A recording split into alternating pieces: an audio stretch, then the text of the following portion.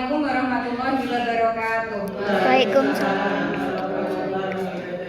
Yang terhormat Ibu Kepala Sekolah SD Negeri Unggulsari dan yang kami hormati Bapak Ibu Guru SD Negeri Unggulsari. Di sini saya ingin melakukan penimbasan tentang pelatihan pembelajaran mendalam yang telah kita laksanakan selama 1 minggu kemarin, yang terdiri dari Bu Nuha sebagai kepala sekolah, kemudian saya Waliatul Fitriah dan juga Ibu Suci Pratiwi sebagai pelatihan penimbasan pembelajaran mendalam pada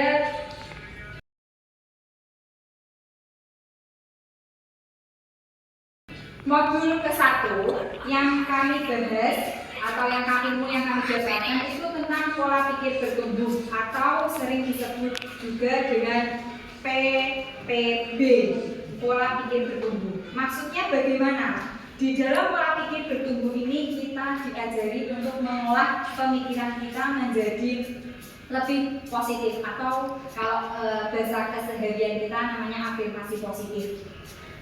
Dan PPB ini gunanya untuk mengubah PPT. PPT itu pola pikir tetap. Misal, kita biasanya di sekolahan mendapatkan kurikulum terbaru dari pendidikan kementerian. Misalnya kurikulum tahun kemarin masih berpilas dan sekarang sudah beralih menjadi kurikulum merdeka. Jadi kita sebagai Bapak Ibu guru ya harus menerima dengan positif, dengan tetap berpikiran baik. Jangan seperti malah aduh kok ini meneh, kok malah orang tambahan lagi. Jadi lebih banyak mengeluhnya itu lebih ke PPT. Sedangkan ke PPB itu kita mengubah pola pikir. Nah, ini terdiri dari dalam satu modul ini terdiri dari 4 pembahasan. Yang pertama interferensi pola pikir. Kemudian setelah pola pikirnya nanti diasah akan mengubah konsep pola pikir kita. Kemudian akan kita terapkan PPB ini di dalam pembelajaran kita sebagai Bapak Ibu guru, yaitu pembelajaran mendalam. Kemudian kita aplikasikan dalam kehidupan sehari-hari di sekolahan. Misalnya ini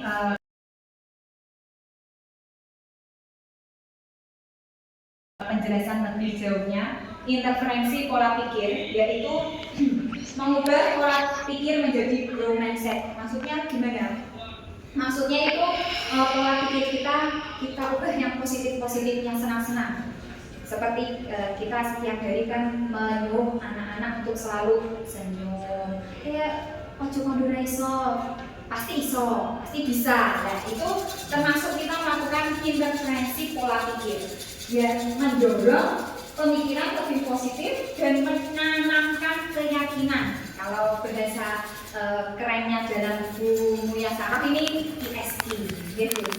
ISQ atau pembelajaran spiritual, emosional.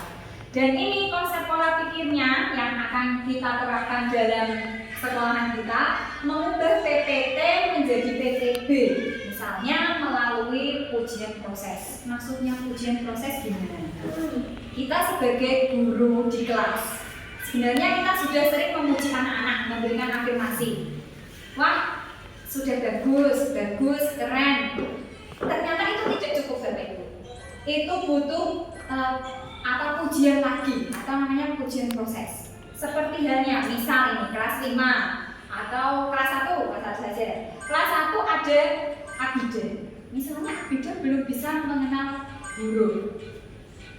Terus dia menulis huruf. Misalnya dia hari ini bisa menulis huruf B. Ya jangan memberikan pujian hanya bagus. Abida keren. Nah, jangan seperti itu, tapi lebih tanamkan lagi. Wah, Abida sudah bagus karena hari ini sudah menulis huruf B. Besok dilanjutkan lagi huruf C ya. Jadi ada penjelasannya. Itu yang dinamakan pujian proses. Kemudian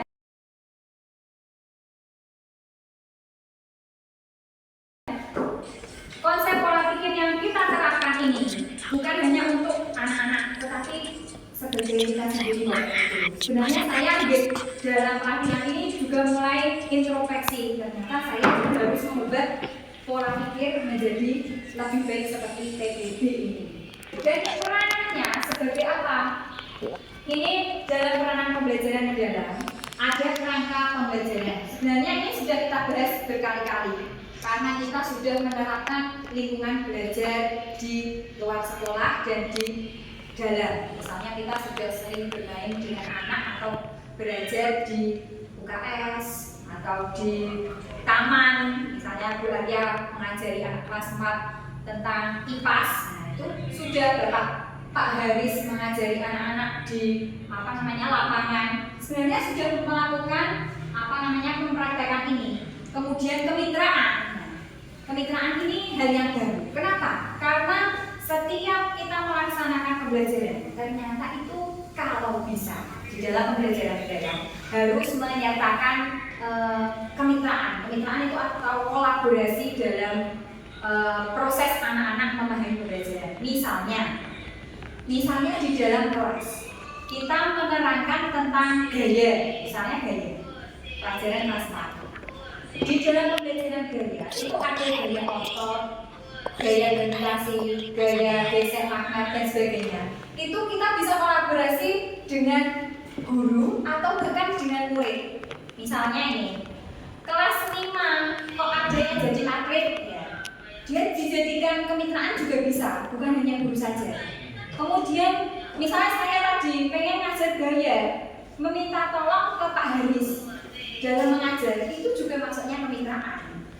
Kemudian selain dari guru dan siswa, itu teman sejawatnya juga bisa dinamakan kemitraan, atau dengan para ahli, seperti kita pernah melaksanakan sosialisasi yang aktif ini, kita menghadirkan Babinsa. Nah, itu sebenarnya kita sudah bermitra. Kemudian adanya pemanfaatan digital, Pak Nizar ini seringkali menggunakan digital quizzes, itu kita juga sudah menerapkan, dan ternyata itu adalah pembelajaran mendalam. Kemudian praktek pedagogis itu tentang penangkapan siswa, materi yang diterima siswa di dalam kelas. Ternyata itu bukan hanya tentang kita menjelaskan terus ngasih soal dan menjawab soal benar, itu bukan. Atau kita memberikan bahasan terus materi-materi terus, itu bukan. Tapi kita ke pembelajaran mendalam ini lebih ke mengasah pola pikirnya menjadi kritis. Ya tidak harus melalui tulisan-tulisan saja, tetapi bisa tanya jawab. Jadi lebih ditangkapnya dalam pelatihan ini kemarin itu lebih ke kita bisa mengenal sejauh mana pemikiran anak di kelas melalui pembangunan mindsetnya. Tetapi kalau misalnya lewat tanya jawab sudah bisa, itu sudah termasuk pembelajaran mendalam karena ada aha moment. Kemudian pengaplikasian PPB dalam kehidupan sehari-hari. Ini ada pengalaman belajar, kita harus memahami ini karena ini kita terapkan biar nanti kita kalau ditanya pembelajaran mendalam dia harus tahu tentang 3M dan BBM. Kalau pengalaman belajar ya memahami, mengaplikasikan, merefleksikan. Kalau prinsip pembelajaran yang bermakna, berkesadaran dan menggunakan. Ini keluarga kemarin sudah mendapatkan BBM. Terus pengalaman belajarnya 3M ini sebenarnya juga sudah kita terapkan di RPP kita. Semuanya sudah, tapi bedanya nanti lebih mendetailnya di bagian mana modul ajarnya. Ini nanti akan dibahas di slide selanjutnya. Kemudian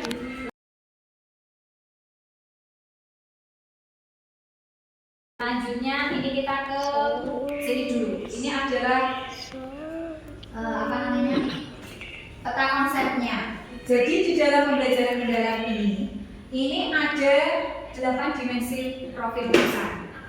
8 dimensi profil lulusan ini tidak harus semuanya kita terapkan di setiap pembelajaran. Misalnya, yang kita lakukan dalam kebiasaan sehari-hari itu berdoa atau menyanyikan lagu nasionalis, itu bukan termasuk capaian dimensi lulusan. Bukan, karena itu kebiasaan, jadi bukan masuk 8 dimensi. Yang dimaksudkan Kemudian yang ini tadi tentang prinsip pembelajaran yang bermakna, berkesadaran, menggembirakan. Ini yang perlu digarisbawahi. Menggembirakan itu bukan nice drinking saja. Ternyata yang menggembirakan itu adalah aha moment. Maksudnya aha moment gimana? Aha moment itu maksudnya kalau siswa sudah mengenal ini berarti ya ini. Misalnya gini, saat siapa ya? Misalnya Pak Haris mengajarkan tentang bola voli. Saat mengajarkan bola voli, pasti siswanya praktek. Setiap siswa praktek pasti tidak butuh SPG atau butuhnya hanya pas awal saja. Itu bukan menggembirakan. Tapi yang menggembirakan apa? Saat anak sudah bisa melakukan passing, nah, itu yang menggembirakan. Dan itu juga masuk bermakna, karena bermakna itu bocah paham. Kemudian yang sadar, berarti kan kita sadar dalam melakukan pembelajaran, nyaman dan sebagainya. Kemudian lanjutnya mengaplikasikan. Dan ini tak ya skip ya Mbak. Ini yang pengalaman belajar ada mengaplikasi, memahami, mengaplikasi dan merefleksi. Ini sebenarnya panahnya itu saling tidak ada titik awal. Kenapa? Karena ternyata ini itu dalam pembelajaran selalu ada terus. Misal memahami, harusnya kan di kegiatan ini awal, tapi ternyata bisa dilakukan nanti di kegiatan kedua. Terus mengaplikasi, harusnya kan di kegiatan ini. Ternyata saat melakukan refleksi, bocah balenine melakukan praktek. Oh ternyata itu bisa dilakukan di mana saja. Ini udah ya Kak. Lanjut.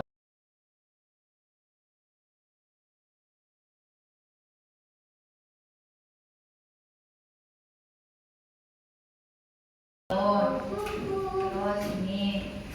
Kemudian dalam pembelajaran mendalam kita juga menggunakan 4 olahan. Olah pikir, olah hati, olah rasa, olahraga. Olah pikir pasti tahu ya tentang mengolah kecerdasan. Olah hati mengasah ke moral. Kalau perasaan masuknya ke olah rasa. Kalau kita misal ya ini bocah gimana gak iso nulis seperti akhirnya.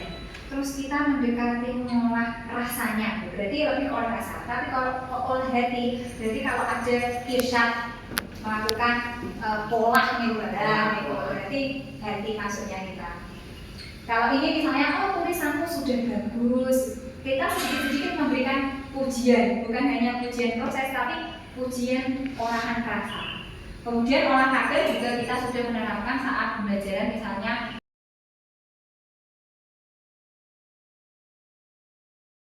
ice drinking tadi.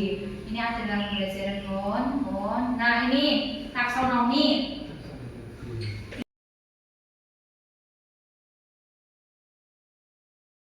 Ini sebenarnya taksonomi ini sudah kita dapatkan pada saat melakukan pelatihan di SD Muhammadiyah ya.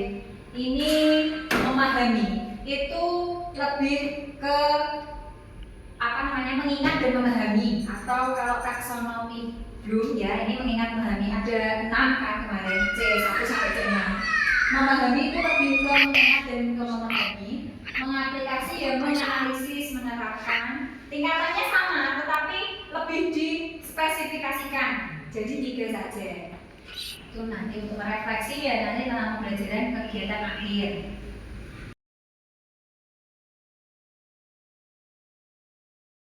Nah ini perencanaan modul ajar nanti akan kita bahas bersama-sama saat mengerjakan modul atau membuat modul gitu. Bisa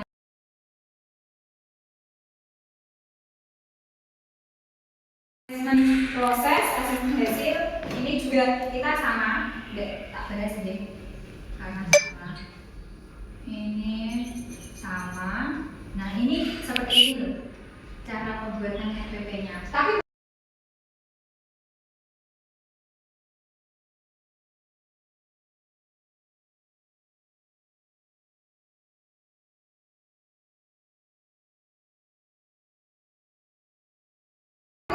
ya, maksudnya itu menampilkan identifikasi pasti ada, kemudian desain pembelajaran, Nah, dosen pembelajaran ini ditambahi saat pembuatan RPP. Misalnya ada kemitraannya atau praktek pedagogis, tapi tidak harus langsung dituliskan di langkah-langkah itu kok di langkah-langkah di cantuman RPP, tapi bisa langsung ke dalam kegiatannya. Misalnya apa itu kan bermakna, berkesadaran, menggembirakan. Oke, usah langsung ditulis menggembirakan, tidak usah. Tapi setiap orang yang membaca itu pasti dia tahu oh ini udah menggembirakan apa belum. Tapi kadang ada pengawas atau dosen yang menginginkan seperti itu ya tergantung masing-masing.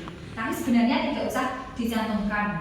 Yang penting ini ada apa namanya aha momennya atau ada apa memahami, mengaplikasi, merefleksi. Yang penting hanya ini aja, jalan modul aja, memahami, mengaplikasi, refleksi. Tapi kalau bermakna tadi tidak disebutkan tidak apa-apa. Tapi yang penting sudah ada momennya. Kemudian asesmen sudah asesmen. Ini ada tambahan baru, inquiry kolaboratif. Inquiry kolaboratif ini maksudnya pendekatan berbasis tim atau kita kenal dengan saat kita melakukan kombel, ya kombel tim. Biasanya kan kita di KKG, tapi kita kadang kan kombel di sekolahan juga ada yang sharing itu mbak jagung-jagungan.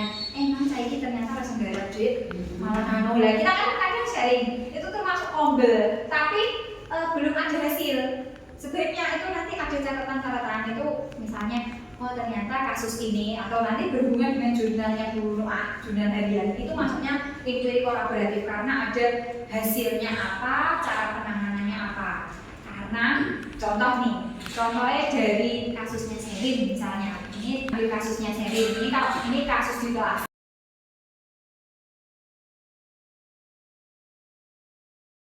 Kalau misalnya kemarin saya mengambil kasusnya Sherin, itu ada penanganannya melalui 4 tahapan.